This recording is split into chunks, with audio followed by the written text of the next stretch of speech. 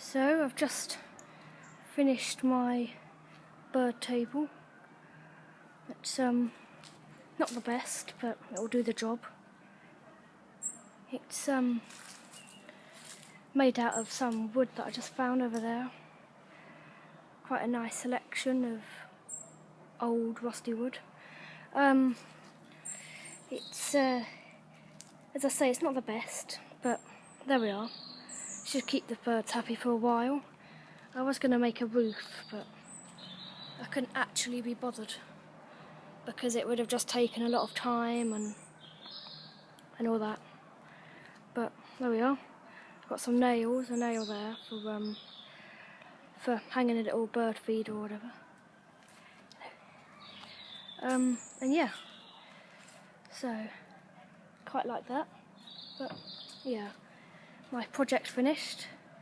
I need to try and do something about that nail there. It's probably not very nice to birds' feet, but there we are. Can't win everything.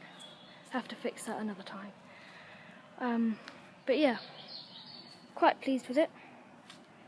And I'll put it up later in a place where birds are actually going to get to it rather than in an old depressing car park.